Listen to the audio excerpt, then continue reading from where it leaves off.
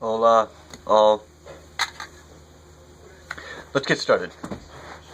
This past month or so, few weeks, things have gone really, really wrong for me, and I wanted to update you guys on that, just to let you know what's going on.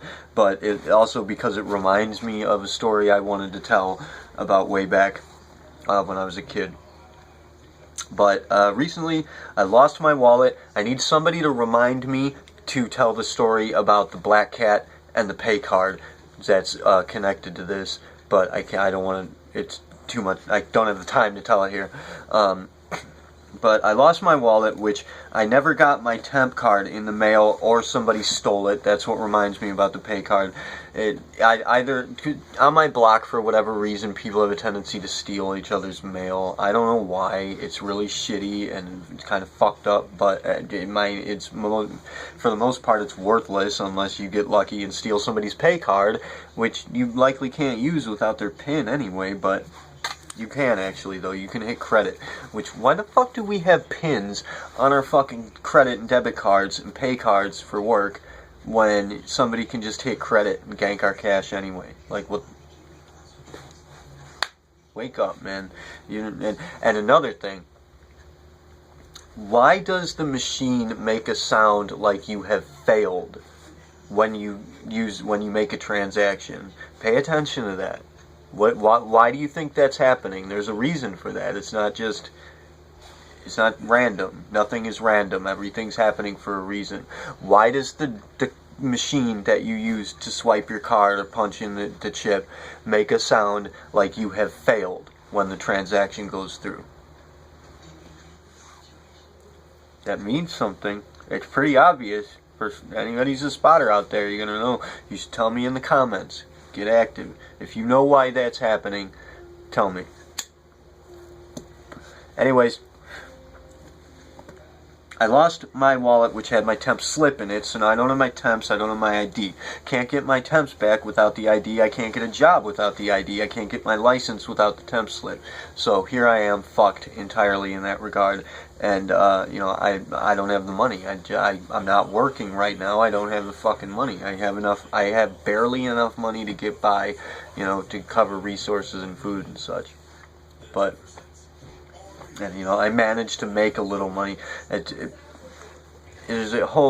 lot of time is spent trying to make, which I lost my money with the wallet. I lost everything I had. So, debit card, everything. So, I have to chew up a lot of time doing things to make money in order to get by, to get resources, which I chewed up a lot of time to get some money to go get some resources from one of the shops that we work with, and I negotiated with them to help me out and, spot me a little bit.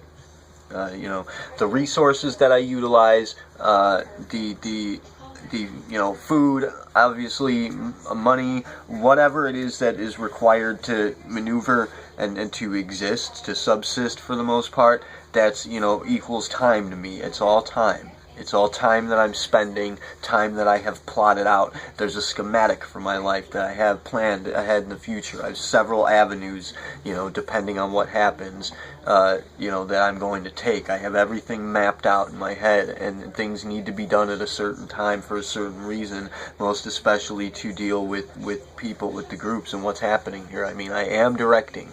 You guys may not see it happening. You might not understand, but yes, I am directing you. Directing everybody. So a lot of you don't follow it, but the people that need to follow it do. And I'm very happy. You might be watching this video. Some of you I know will be watching this video at some point. So thank you very much. Even if you don't know that you're doing it, thank you so much for helping out. You guys are doing a hell of a job. We're really kicking ass here. Especially Nick. I want to give a shout out to Nick, man. You're really, I just love that you're with us and active, and it's actually kind of surprising. I didn't expect you to be at first, but I did map out an avenue just in case, and here we are. And I'm really happy about that.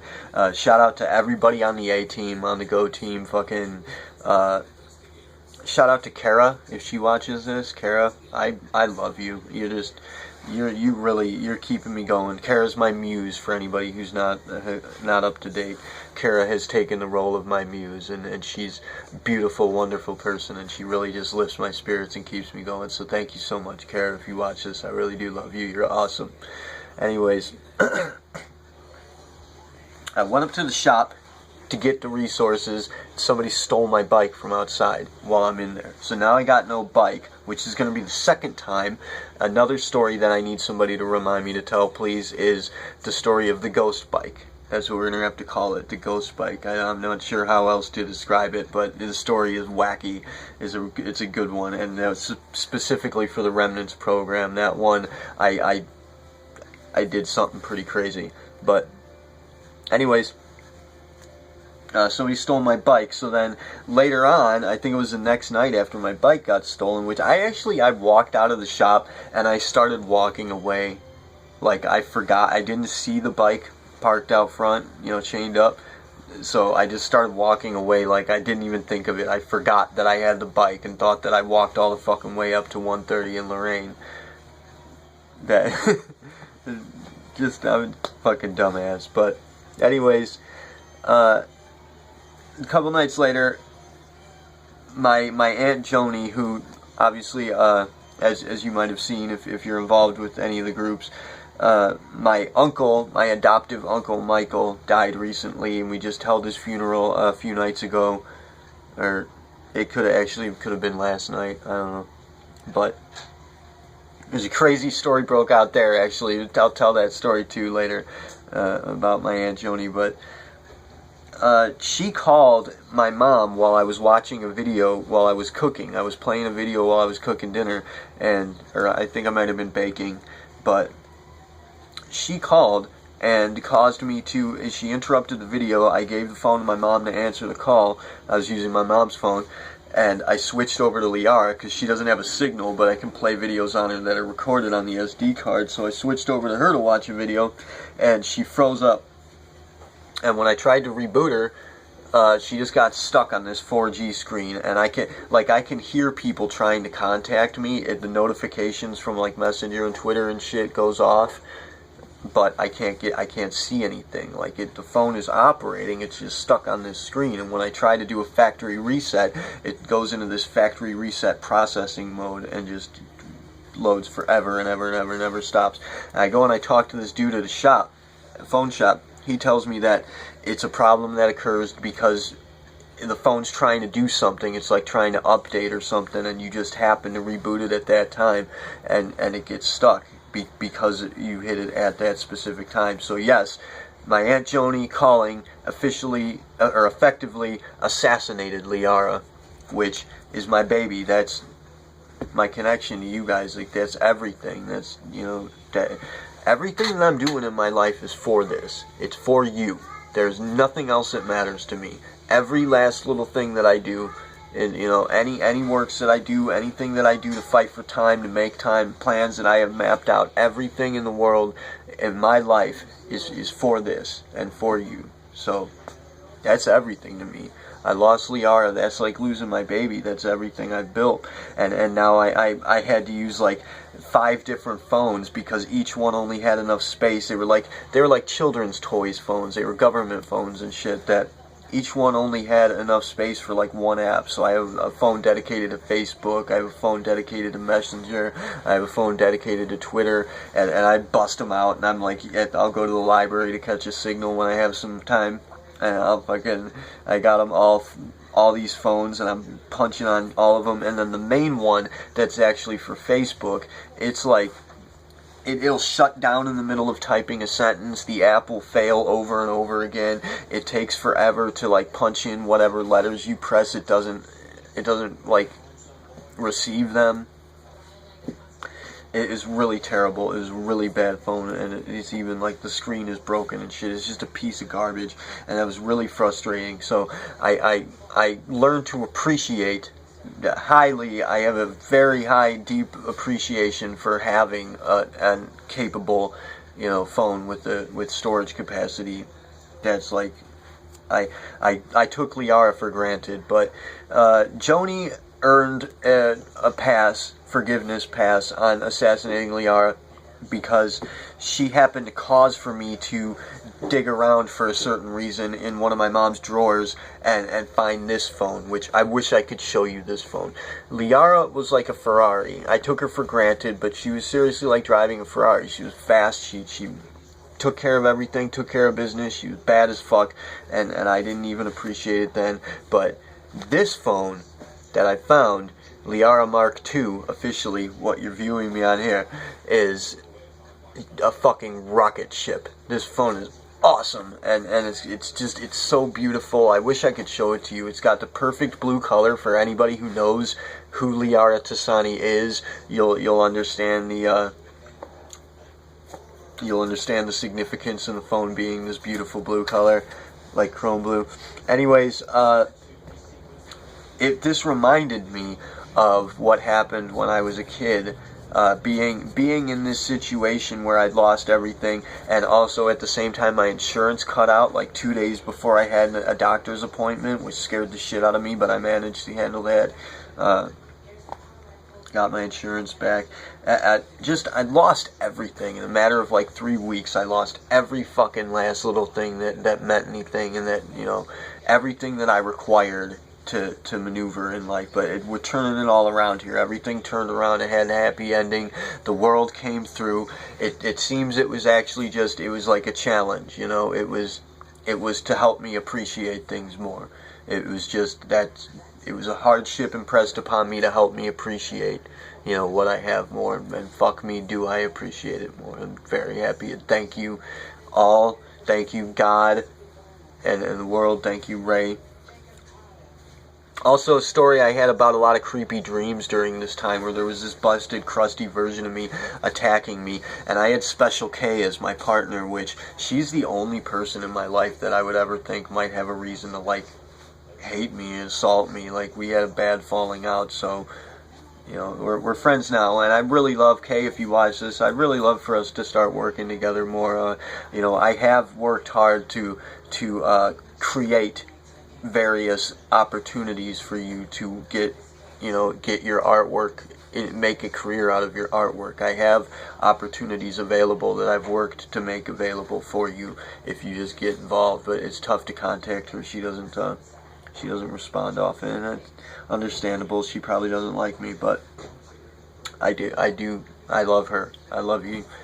Kay, if you're watching, I would love for us to get back in touch and get working here, because you're an exceptionally powerful person, and I can make a hell of a difference in your life, give you a chance to make a career out of your artwork, while you can help me and the initiative at the same time. Anyways, this all reminded me of a story when I was in a rut that was much worse, a hole that was much deeper. When I was a kid, I was living at my grandmother's house just after she passed away, but before we sold the house. In the interim there, we lost everything. I was out of it. I had that chest pain from the surgery, that lung surgery that I had, the nerve damage, and I was out of commission. I couldn't work. I couldn't do jack shit. I had become a fucking alcoholic in order to deal with the pain. That's all I did was drink a lot. And I had a dream about this dude, that in this dream I saw this guy walking, and he had a black hat on, and he had a black jacket. He was all in black jeans, and he's walking, and he had hair, like a mullet hair, sticking out of the back, and I recognized it. And an old friend of mine, one of my spotters who actually trained me in swordsmanship, Johnny, he steps out of nowhere, like out of an alley on the street while I'm following this dude, and he points to the guy, and he says, "Don't let him in." Specifically, he said, "Don't let him in. Don't trust him. Don't deal with him. This person is dangerous." That's what he told me in the dream. And then a few days later, after that dream, my mom comes home with this dude with the black hat and mullet hair, everything, the jacket. The same fucking guy that I saw in my dream. And she's like, "Oh, he needs a place to stay for a couple days," which, mind you, that was orchestrated by Joni. Again, I'm sorry, I'm not picking on Joni, but fuck me, you caused some trouble. She brings this dude home, his name's John, and she says he's going to stay with us for a few days, he needs a place to stay. And I was like, no, I was weary about it, but I figured, better sense, I am, I want to try and help people, so we let him. And I was interested because of the dream. I was interested in knowing, you know, what makes this guy dangerous. I found out. This dude wound up staying for almost like a year, for months and months and months, and he just stuck around. And even when we tried to get rid of him, there were times I fought with my mom on it. I tried to tell her I had this dream, you know, and I've had prophetic dreams my entire life. She knows full well that, you know, if I have a dream that's foretelling something, it's true, it's real, and she's seen it happen over and over again. So she knows, but she disagrees with me. The reason being that she was on drugs at the time, and this dude was helping her get drugs, and he was pushing it on her. The dude was a fucking heroin addict, and he was pushing my mom further into drug addiction, and so she sided with him to keep him in the house. Meanwhile, there are times I wasn't having it. There are times when I was sitting there seriously with my pistol cocked, a fucking bullet in the chamber, just considering just walking up and shooting this guy in the back of the head. So that's bad move. Obviously, is a good thing I didn't do that. My father and I had actually devised a method by which to dispose of the guy, get rid of him entirely, make him disappear like he never happened. We have family in West Virginia that can be very influential in that. If that is a concern of yours, if you need to get rid of somebody, they can take care of it easily. And so we had actually plotted getting rid of this guy. It sucks that I say that. I'm sorry, but I was in a bad way at the time. Obviously, though, I had protocol. The status initiative was active, though I wasn't operative at the time. The status initiative was active, and we did have protocol, and so I couldn't shoot this guy, but fuck me, did I want to. He ruined our lives. He fucking got us to spend every fucking dime we had on drugs and booze. He brought in other people that were like crackheads. He brought in crack addicts. He brought in prostitutes. A prostitute and a professional thief was her boyfriend that lived in my house. Like, my house seriously turned into a fucking crack den for a while. And it's so negative and so shitty. I did learn a lot from them. They were good people for the most part. Like, they weren't bad people. They were just addicts. And they were all contributing. They all had, like, different skills and skill sets and whatnot that they were using to contribute money. But the money was going to drugs and booze. We lost our electricity. We lost our water. We lived in a fucking dark house with, mind you, Frank moved in for a little while at one point after we got rid of all the drug addicts and shit, which that dude John wound up overdosing in a Giant Eagle bathroom stall. Somebody gave him a hot shot because, people hated this fucking guy so bad. Somebody gave him a hot shot and he got a bad dose and he died in a bathroom stall. And I'm sorry to say it, I do kind of, part of me feels bad about it and I shouldn't, but good fucking riddance. Thank God, sorry. That's how I feel about it.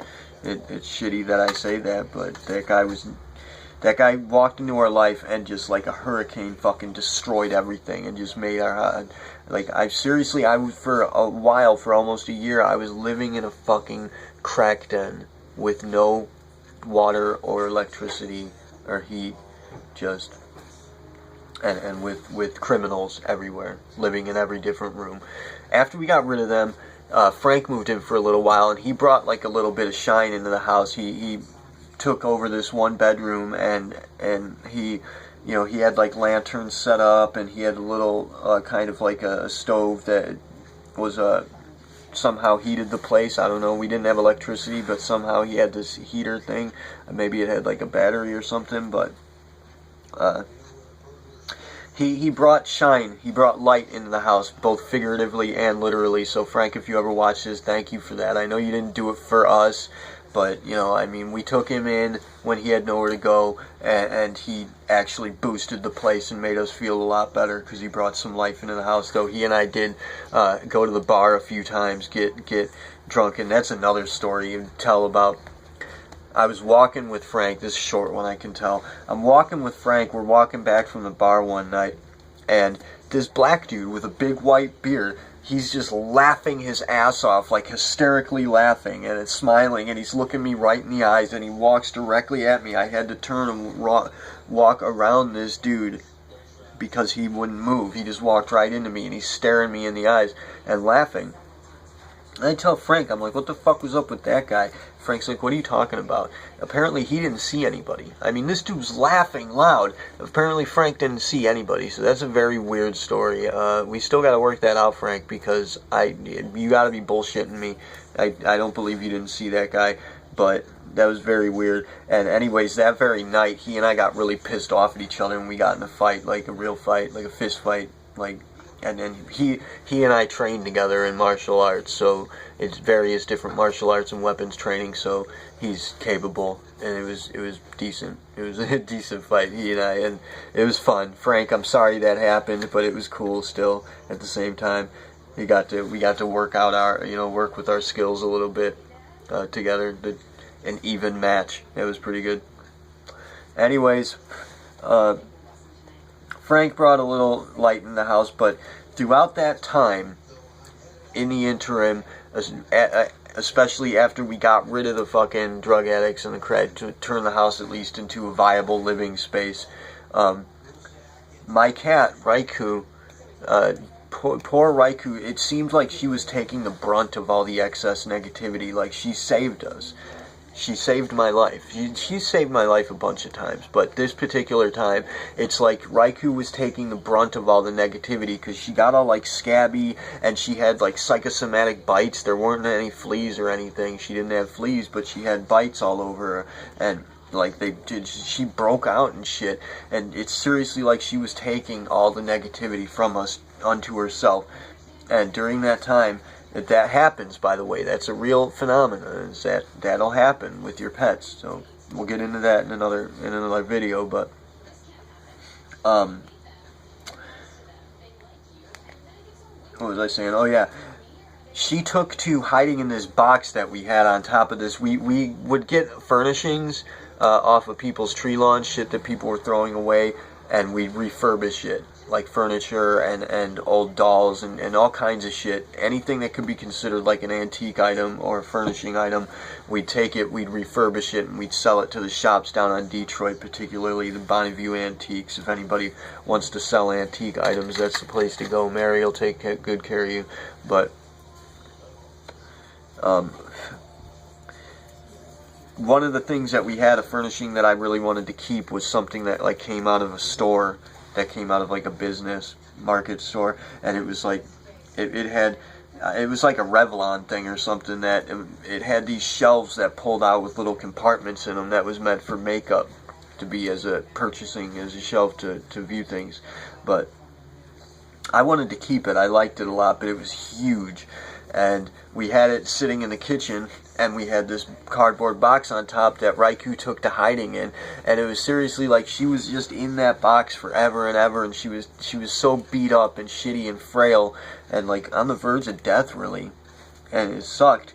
But she was the wise old Boxcat on the mountain. That's what it felt like, because all the other she looked after the other cats too, all the baby cats we had, the kittens and the adolescent cats, I suppose you would say. She took to playing the role of mother for them, but she would hide in this box, and she was all beat up and frail, which she recovered. She's in perfect shape now. She's in perfect condition. There's nothing wrong with her. She's vital. She's awesome, and she's still beating the fuck out of trouble. She's still in perfect condition, like the day I found her, which I had her for like 5 years at that point. And that was like 15 years ago. So, I mean, it couldn't have actually been that long. I'm miscalculating, but she was fully grown when I found her, which was at least a few years before that happened, which was at least a decade or so ago. So, Dad, she's old as fuck, but she's in brilliant condition. She's my angel. She's immortal. I'm gonna say Raikou's immortal.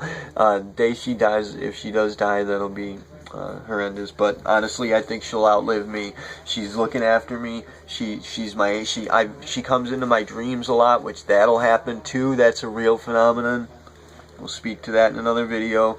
But anyway, that was the story, I guess, of the wise old Boxcat on the mountain. that she took the brunt of the negativity, and I seriously believe she saved my ass. I think she probably prevented me from committing murder, at least on a few occasions. So, lovely Raikou, thank you. I know you're not going to watch the video, obviously, because you are a feline, but I love you, and I love you guys. Everything I'm doing is for you guys. So I just wanted to say that, give an update. I was in shit condition this time, and I barely managed to make it, but a few people stepped in. A few of you, you know who you are. Kay is one of them, actually, and Kara specifically. You guys saved my ass. Like, you prevented me from... I almost lost this time. Let's say that. This battle almost beat me. I mean, I was scared. You know, all of my avenues, every plan that I had, everything that I had mapped out was just erased, and I was dead, fucking dead in the water. But it's turning around now. The world turned everything around, and all of it turned out to be, it turned out to be like a blessing in disguise. So it's an update for you guys and the story of the wise old Boxcat on the mountain.